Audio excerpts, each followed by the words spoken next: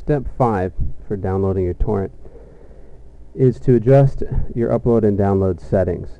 This can be very technical and there's a lot involved, but there is a very simple thing you can do to have a pretty good effect here as a beginner. This does take some patience, and you'll see that when I'm adjusting it. So you notice in our statistical view that we're in here, we can see that I had it higher earlier. I set it down low to what yours may be as doing this first download. You may have a low setting. Where we know what this setting is regardless of what view we're in, always at the bottom is going to be these two arrows, one facing down and one pointing down and one pointing up. Down meaning download, up meaning upload. This is telling me that the setting is at 22K on the download and 20K on the upload. For a torrent to work, you need to have the ability to both upload and download. When you're downloading the movie, I have found that not using the auto setting, which we'll get to in a moment, doesn't work as well as setting it manually. So if you're finding that your download is going very slow, then you may need to adjust this. Now, what I mean by slow, you need to understand the time involved in doing a torrent. A common 2-hour film will download, in my experience, from anywhere from 3 to 5 hours. This example that we're using, the Departed, is a very popular film. It's going to download pretty quickly. Quickly being probably less than an hour. Okay?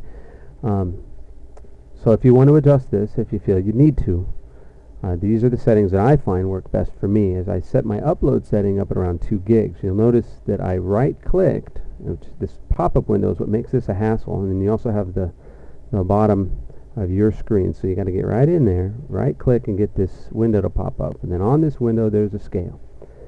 This scale adjusts the scale here. You'll notice it's at 22 kilobytes. We need to get up around 2 gigabytes. So I found when I drag over the slide bar, that if I go all the way to the end, it barely adjusts. So you'll notice now it's only about 110. So I go about just under halfway, and you can see up here at the top, it gives me where I'm at, and this is where it's currently set, so I'm adjusting the setting. So you just simply keep repeating. Slide it over, and you can see it can get really frustrating with this windows the way they pop up, and just be patient. Once you get your setting where you need it, you don't need to adjust it again. And so we're getting there. And okay, I've gone too far. Now see how it went negative? It does that. I don't understand why, but it does. So I want to be up around 2 gigabytes. So what I'm doing is I set it here at 1.73, and now I'm sliding my scale. See how it keeps going into negative? But it's getting me close. There's 1.9. So I go just a little more. 1.99. That's pretty darn close to 2. Okay, what's going on here? I captured the wrong window. There's 2 gigabytes right there. So now my upload setting is set at 2 gigabytes. So you can see graphically here where it was when we were set higher. I set it low, how yours may be when you first begin, and now I've set it higher again, and my upload speeds have increased dramatically.